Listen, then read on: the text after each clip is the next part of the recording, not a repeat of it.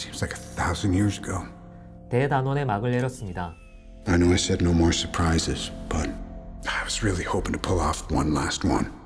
2008년 아이언맨이 등장한 후 11년, 그동안 22편의 영화가 개봉해서 이른바 마블 시네마틱 유니버스라는 독특한 프랜차이즈를 완성시켰습니다. 결론부터 말하면 마블 시네마틱 유니버스의 마지막으로 이보다 더 좋을 수는 없을 것 같습니다. 지난 11년을 함께 걸어온 이들에 대한 존경과 헌선을 바탕으로 마블이 늘 잘해왔던 것들을 놓치지 않고 정리하면서 블록버스터로서 볼거리도 확실하게 보여주고 감정적으로 깔끔하게 마무리하면서 마감합니다. Today we have a chance to take it all back. 엔드게임은 대단원답게 여러분이 어떤 걸 예상했더라도 확실하게 그 이상의 무언가를 선사합니다. 물론 그 포인트는 사람마다 다를 수 있습니다. 그래서 내용을 전혀 모르고 보면 훨씬 좋겠지만 한편으론 전부 다 알고 봐도 크게 상관없습니다. 여러분이 느낄 재미에 그렇게까지 치명타는 아닐 겁니다. 하지만 그럼에도 가능하면 꼭 영화를 보시고 이 영상을 봐주시면 좋겠습니다. 오늘 썸 타볼 영화 We're the Avengers. We gotta finish this. 어벤져스 엔드게임입니다.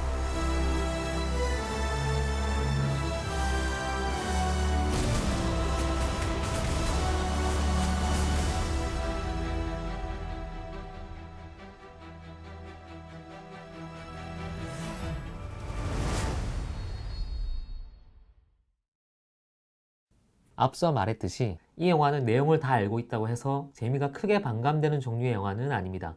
반대로 앞의 내용을 잘 모르면 재미가 크게 반감되는 영화입니다. MCU 영화들은 이제까지 전체의 부분으로서 기능하긴 했지만 단독 영화로서의 완결성도 확실하게 가지고 있었습니다. 전체를 다 알고 순서대로 보면 좋지만 한 작품을 따로 떼놓고 본다고 해도 즐길 수는 있었단 말입니다. 아이언맨을 안 보고 어벤져스 1편만 본다고 해도 이해는 갑니다.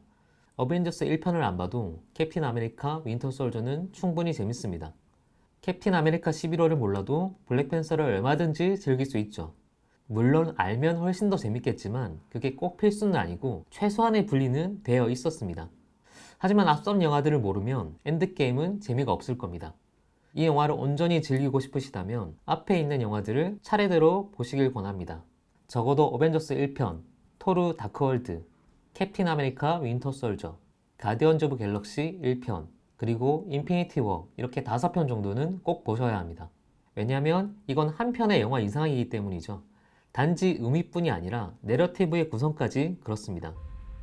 이 독특한 대장정의 결과를 이해하기 위해서 영화 분석에 들어가기 앞서 MCU에 대한 짧은 정리를 하고 들어갈 필요가 있습니다. 대표적으로 페이지 1, 2, 3가 성격이 살짝 다른데요. 마블 페이지 1은 따로 그리고 같이라는 캐치프레이즈를 명확하게 세워 나갔습니다.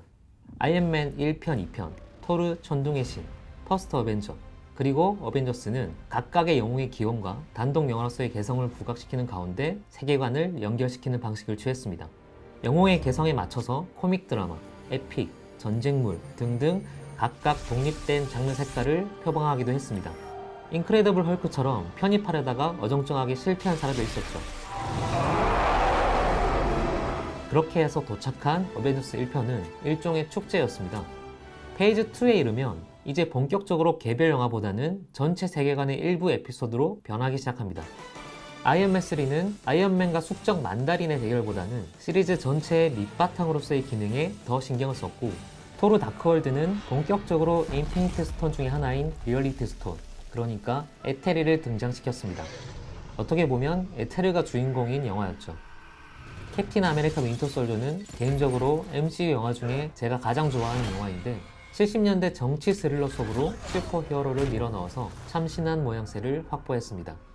단독 영화로서의 만듦새나 히어로의 어두운 면과 약점 등을 잘 설계한 작품입니다. 캡틴 아메리카의 존재론적인 고민을 제시하면서 깊이를 만들고 아이언맨과 대척점에 놓을 수 있도록 무게를 부여했습니다. 동시에 인피니티 스톤 중에 하나인 스페이스 스톤, 그러니까 테세렉트의 의미 부여와 활용도 잊지 않습니다.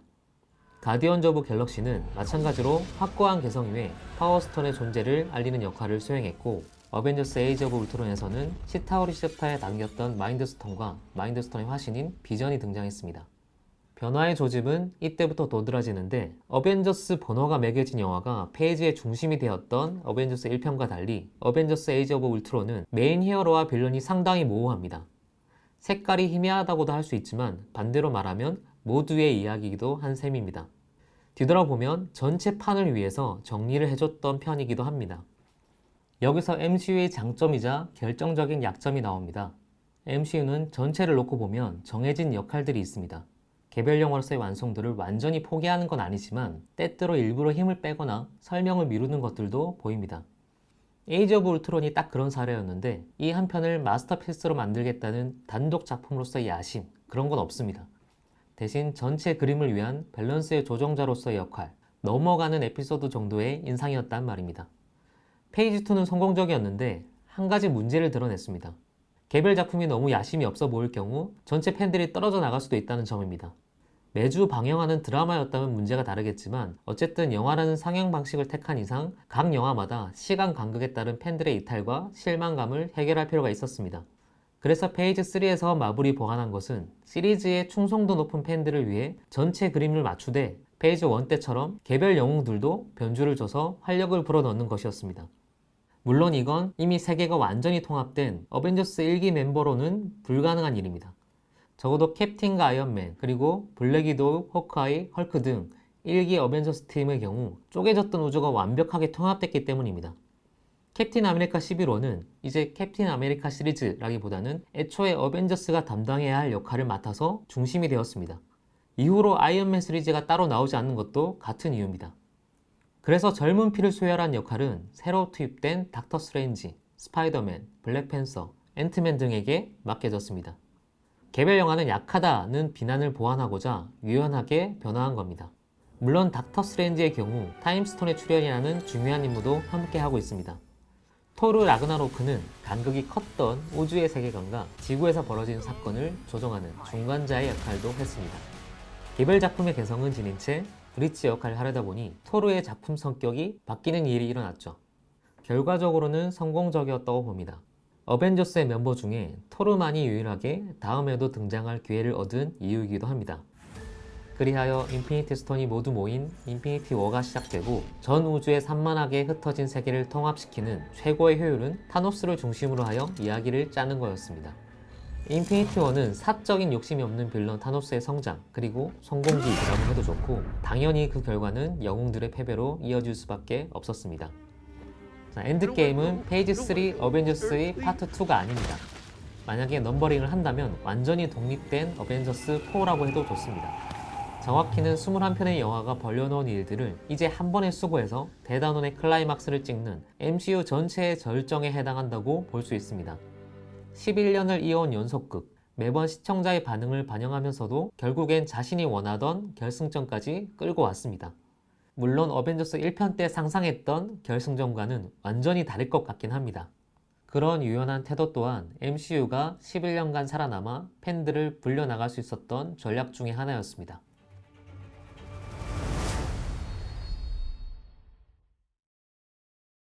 자, 이제 본격적으로 엔드게임의 이야기를 해보겠습니다. 이 영화는 사실상 크게 세 파트로 구분되어 있습니다. 좀 극단적으로 말하면 별개의 세 편의 영화, 정확히는 드라마 에피소드 3개 정도가 한꺼번에 상영된다고 봐도 좋겠습니다.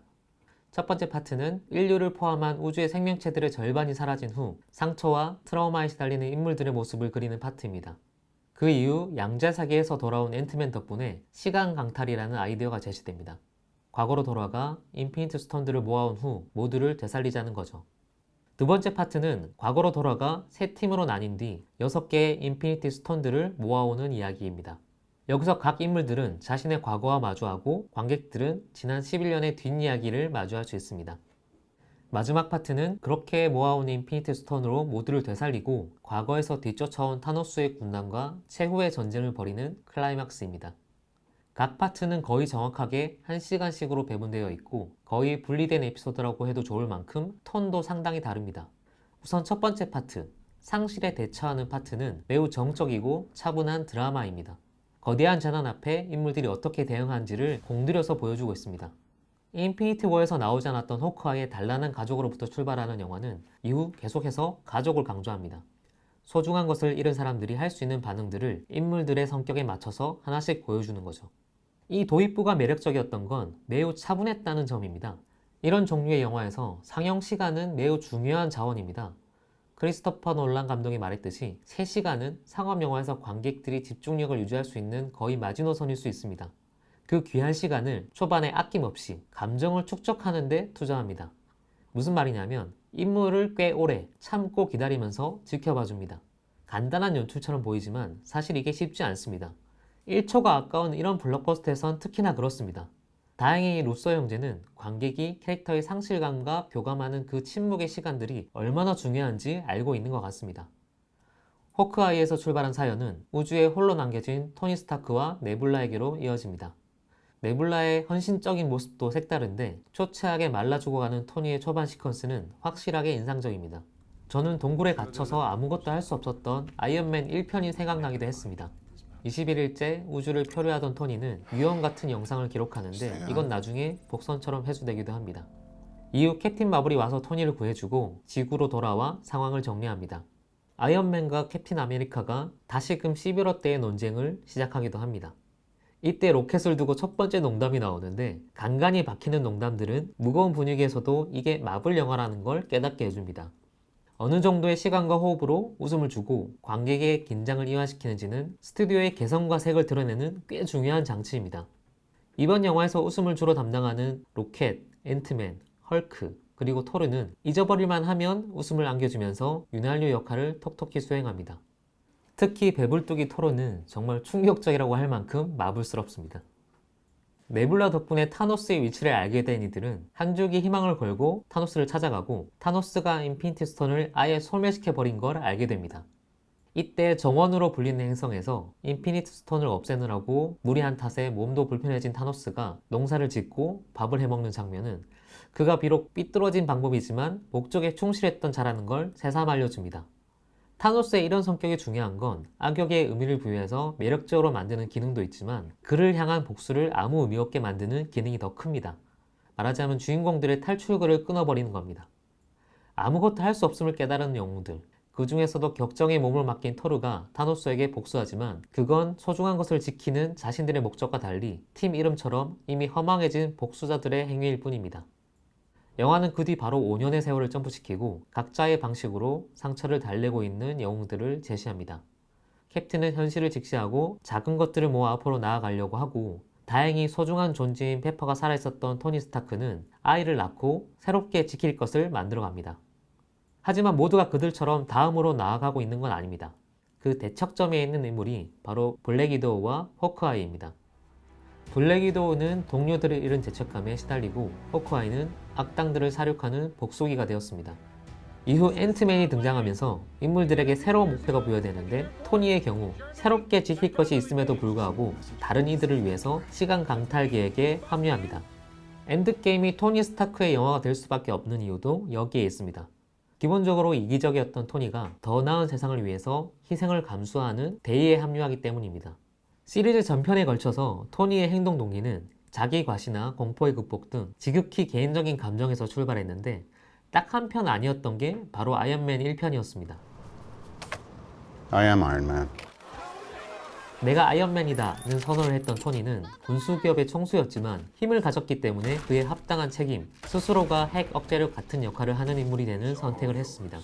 하지만 그 이후의 행보는 스스로 지적하듯 어벤져스가 있어서 악당이 생긴다 라는 딜레마에 빠지기도 했죠. 그런데 엔드게임에서의 토니의 선택은 그가 먼 길을 돌아서 아이언맨 1편으로 다시 돌아간 것처럼 보입니다. 영화 내내 타노스가 반복하는 나는 필연적이다 라는 대사는 빌런으로서의 타노스의 정체성인데 이건 정확히 거울처럼 토니의 희생과 연결이 됩니다. 양자 세계를 거쳐 과거로 갈 수 있는 방식을 발견한 토니는 힘과 책임이 있기에 희생을 감수하고 뛰어든 영웅이 되는 거고 어쩌면 그래서 필연적으로 희생이 되어야 하는 겁니다. 그동안 아이언맨이 시작한 우주의 확장에 힘을 기울여 왔던 MCU가 마지막에 이르러서 히어로 영화의 정석으로 돌아가는 스토리라인을 선택한 셈입니다. 팀에 합류한 토니는 캡틴과 드디어 화해하며 11호에서 시작된 질문에 마침표를 찍습니다. 작전에 합류하는 조건으로 사람들을 지키는 게 제일 중요하다는 우선순위를 정하는 대사는 어벤져스의 정체성이 분노가 아니라 수호와 희생에 있다는 걸 반복해서 강조합니다. 블록버스터답게 여러 차례 친절하게 말이죠. 여기서 추가로 희생이 되어야만 하는 인물이 또 있습니다. 짐작하겠지만 캡틴 아메리카와 아이언맨의 대척점에 서 있는 블랙 위도우와 호크아이입니다. 결국 이들 중 블랙 위도우가 그 역할을 담당하게 되는데 이건 뒤에 다른 각도에서 다시 정리하겠습니다. 두 번째 파트는 토니의 합류 후 본격적인 시간 강탈 계획에 착수하는 겁니다. 방법이 정해졌으니 시간과 장소를 특정해야 하는데 6개의 스톤을 되찾아오기 위해서 3개로 팀을 나눠 작전을 수행합니다. 생각해보면 MCU는 아마도 3이 최적의 숫자라고 생각하는 것 같습니다. 이때 팀을 나누는 기준은 작전을 얼마나 효율적으로 수행할 수 있느냐 하는 작전 개념이 아닙니다. 철저하게 이야기의 목적과 기능, 그리고 전편들과의 연결고리를 기준으로 하고 있습니다. 이게 눈에 띄게 자기적인 부분인데 어쩔 수 없는 부분인 것 같기도 합니다. 왜냐하면 두 번째 파트의 목적은 11년을 이어온 시리즈에 대한 헌사에 가깝기 때문입니다. 우선 스페이스 스톤과 마인드 스톤, 그리고 타임 스톤을 찾기 위해서 2012년 뉴욕, 그러니까 어벤져스 1편의 한복판에 뛰어듭니다. 당연히 어벤져스 팀의 핵심인 아이언맨과 캡틴 아메리카, 헐크가 함께 가고 여기에 앤트맨도 합류합니다. 파워 밸런스로 보면 명백히 과잉 전력인데 이건 철저히 과거의 자신들과 만나게 하기 위한 편성으로 보입니다. 마치 어벤져스 1편과 윈터 솔저의 비하인드 필름을 보는 것 같은 이 시퀀스는 과거를 변주하면서 깨알같은 재미를 주고 캡틴 아메리카와 아이언맨에겐 한 번 더 과거로 돌아가 각자의 상처와 후회를 회복할 기회도 제공합니다. 다음으로 에테르, 그러니까 리얼리티 스톤을 위해서 개그 캐릭터인 토르와 로켓이 토르 다크월드의 시간대인 2013년 아스가르드로 향합니다. 이 파트는 토르의 회복과 유머의 호흡을 위해서 배치된 것 같습니다. 토르가 어머니를 만난 후 그나마 정신 차리는 장면에서 사운드가 몽타주되면서 가디언즈 오브 갤럭시의 오프닝 음악으로 연결되는 것도 재치가 있습니다. 토르 라그나로크 때 이미 토르 파트는 가디언즈 오브 갤럭시와 하나의 색깔로 통합되었기 때문에 가능한 연결인데 이걸 위해서 합쳐진 거 아닌가 싶을 만큼 절묘합니다. 한편으론 이게 MCU가 수많은 등장인물이 있어도 밸런스를 유지하는 비결 중에 하나인데 아무리 숫자가 많아도 최종적으로는 3개의 팀 색깔로 정리가 됩니다. 물론 토르를 포함한 가오갤 팀의 색깔은 다들 아시겠죠? 마지막으로 소울스톤과 파워스톤을 찾기 위해서 호크아이, 블랙 위도우, 워머신, 네뷸라가 2014년의 모라그 행성으로 향하는데 이쪽은 난이도에 비해서 명백히 과소 전력입니다. 이야기의 기능을 위해 어쩔 수 없이 배치된 부분인데 명백한 구멍이라고 할 수 있고 어떤 관객들은 이후의 연결에 납득하기 어려울 겁니다. 워머신과 네뷸라는 가디언즈 오브 갤럭시의 오프닝 장면으로 돌아가서 스타로드가 얻으려던 파워스톤을 대신 얻는 데 성공합니다. 하지만 사랑한 이의 희생을 담보로 얻을 수 있는 소울스톤을 위해서 호크아이와 블랙 위도우를 보내는 건 다분히 희생을 강요하는 세팅으로밖에 볼 수 없습니다. 영화는 앞에 두 캐릭터가 죽음을 선택해야 하는 명분을 충분히 깔고 갑니다. 호크아이는 가족들을 잃고 복수의 화신이 되었고 블랙 위도우는 동지들을 잃고 거대한 상실감에 젖어 있습니다. 하지만 이건 정말 내러티브적으로 최소한의 기능 문제이고 반론을 제기하려면 얼마든지 할 수 있는 거대한 구멍입니다. 다만 영화는 이 결함에 대해 특별히 관객들을 납득시킬 생각은 없는 것 같습니다. 캐릭터의 죽음을 기능적으로 소비하는 지점이 바로 여기입니다. 소울스톤이 필요하니까 누군가는 죽어야겠고 호크아이에겐 가족이라는 돌아갈 곳이 있고 영화는 블랙 위도우를 죄 없는 죄책감의 화신으로 만들어 놓고 결국에는 숭고한, 사실은 기능적인 죽음으로 내몰고 있습니다. 아마 엔드게임이 이야기적인 비판을 받는다면 바로 이 지점일 것 같고 여러 알리바이를 깔아놓긴 하지만 비난을 피하기엔 어려워 보입니다. 다만 이 부분은 최종적으로 블랙 위도우 단독 영화가 나와봐야 알 것 같기도 합니다. 블랙 위도우가 거기서 왜 그런 선택을 할 수밖에 없는 캐릭터인지는 다른 영화에서 설명을 해야 하는 겁니다. 긍정적으로 내피셜을 돌린다면 마블 영화가 늘 그랬던 것처럼 블랙 위도우 단독 영화를 위해서 마련된 떡밥일 수도 있습니다. 솔직히 말하자면 이번에는 설명이 어렵고 단독 영화로나 수습이 가능한 거대한 구멍처럼 보입니다. 그리고 네뷸라 역시 최종 대결을 위한 기능적인 역할을 담당하고 있습니다. 기계몸 때문에 과거의 자신과 링크가 되어버린 네뷸라로 인해서 타노스는 어벤져스의 계획을 알게 되고 이들의 미래로 쳐들어옵니다. 질문을 해볼 수 있습니다. 이렇게 위험 요소인 네뷸라를 굳이 2014년의 모라그 행성으로 보내야 했던 이유가 뭘까요? 논리적으로 따지고 들어가면 결함투성이인데 은근슬쩍 넘어갑니다. 정확히는 다른 요소로 가릴 수 있다고 믿는 것 같고 상당수 관객에겐 먹힐 거라고 생각합니다. 그리고 이제 최종 파트, 11년을 이어온 시리즈답게 이제껏 쌓아 올린 모든 물량을 한 번에 터뜨립니다. 사실 앞에 2시간은 드라마적으로는 깨알같은 재미가 있지만 대단원으로서는 밋밋한 감이 있는데 마지막 장에서 역대급의 스펙타클을 펼쳐놓습니다. 타노스는 네뷸라의 기억을 들여다본 후에 아예 우주를 소멸시킨 후 새로 시작하기로 합니다. 그리고 타노스가 고백하듯이 이때 처음으로 대의 명분이 아니라 사적인 감정, 그러니까 쓰레기들을 치우겠다는 해방감으로 전쟁을 시작합니다. 어쩌면 비록 삐뚤어졌을 망정 사욕 없이 대의에 매달리던 타노스가 사적인 욕망을 드러내는 순간 타노스의 패배는 예정된 건지도 모르겠습니다. 이 대전투는 설명이 필요 없습니다. 직접 보셔야 합니다. 거의 40분에 가까운 이 전투 장면만으로도 이 영화를 볼 가치는 충분합니다. 사실 어떤 히어로가 어떤 활약을 하고 어떤 능력을 어떻게 발휘하는지 하나하나 다 떠들고 싶지만 그건 MCU와 11년을 함께 온 관객들이 극장을 나서면서 수다를 떨 수 있는 즐거움으로 남겨둬야 할 것 같습니다. 서로 다른 개성의 영웅들의 힘을 어떻게 하나의 액션 시퀀스 안에 묶어내는지를 보고 있으면 MCU가 11년을 이어올 수 있었던 진짜 이유를 알 수 있습니다. 이제 다시 전체적으로 정리해 보겠습니다. 엔드게임은 어디까지나 잘 기획된 상품입니다. 영웅에 대한 존재론적인 질문과 주제도 녹아있고 양성평등이나 블랙파워 등 대중의 욕망이 담긴 시대상도 꽤 반영되어 있습니다. 하지만 이걸 깊이 있게 파고 들어간다기보다는 영리하게 혹은 교활하고 깔끔하게 딱 기분 좋게 즐길 만큼 포장되어 있습니다. 캡틴 아메리카를 흑인인 팔콘이 이어받는다든지 대전투 와중에 여성 히어로들만 따로 모여서 적을 쓸어버리는 시퀀스를 구태여 배치하는 건 그런 기획의 연장선에 있는 노골적인 서비스입니다. 다만 그런 서비스가 제대로 된 성찰과 연결되느냐라고 하면 오히려 반대인 경우가 더 많을 것 같습니다. 블랙 위도우를 처리하는 방식이 대표적입니다. 적어도 엔드게임에 한해선 여성들에게 드라마가 허락되진 않습니다. 오직 다른 캐릭터를 위한 동기 제공 정도에 불과합니다. 데우스 엑스 마키나처럼 툭 떨어지는 완다와 캡틴 마블에게 제일 강력한 힘과 액션이 제공되긴 하지만 제대로 된 드라마가 허락되지 않는 것도 같은 눈높이에서 이야기해 볼 수 있을 것 같습니다. 그럼에도 이 지점을 넘어갈 수 있다면 혹은 둔감해질 수 있다면 이 영화는 MCU, 정확히는 어벤져스의 마무리로서 손색이 없습니다. 구멍이 크긴 하지만 그걸 다른 상품과 장식들로 능숙하게 메우는 건 MCU의 또 다른 장기이기도 합니다. 엔드게임은 어디까지나 어벤져스 1기 멤버들에게 헌사된 영화입니다. 캡틴 아메리카와 아이언맨의 퇴장을 위한 대단원의 마무리라고 해도 좋겠습니다. 최종 전투를 개시하는 캡틴의 구호, 어셈블의 뜻처럼 MCU는 코믹스 속에 흩어졌던 영웅들을 부지런히 모으고 각기 떨어져 있던 개별 영화라는 우주들을 조립해서 마침내 하나의 거대한 우주로 거듭났습니다.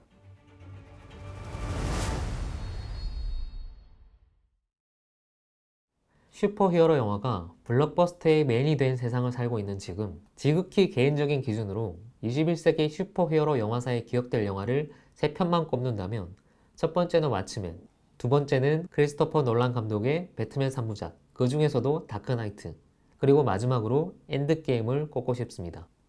얼마나 잘 만든 걸작이냐는 게 기준이 아닙니다. 어떤 의미와 가치를 제시하였는가를 기준으로 했습니다. 왓츠맨이 히어로라는 소재의 가능성을 제시했다면 다크나이트는 어디까지 깊이를 파내려갈 수 있는지를 증명했고 엔드게임은 대중 상업 오락으로서 관객과 11년을 함께 한다는 하나의 모델을 완성했습니다. 아이언맨 1편에서 시작해서 마침내 도달한 엔드게임이라는 마침표는 불가능해 보였던 여정을 기대 이상의 방식으로, 아니 MCU다운 방식으로 마감했습니다. I am Iron Man. I'm 아이언맨이라는 선언, 로다주의 애드립으로 새로운 세계가 시작됐습니다. 나는 필연이다 라는 타노스의 부름에 I'm 아이언맨이라고 화답한 토니 스타크, 아니 로다주는 이번에도 직접 세계의 문을 닫았습니다. 이제 더 이상 쿠키 영상은 없습니다. 이렇게, 아니 이제야 한 편의 영화가 끝났습니다. 아마도 애도의 끝에서 새롭게 시작하겠지만 당장은 치즈버거가 먹고 싶습니다. Hogan, What on earth drive. for? Cheeseburger first. 오늘 썸 타본 영화 어벤져스 엔드게임이었습니다.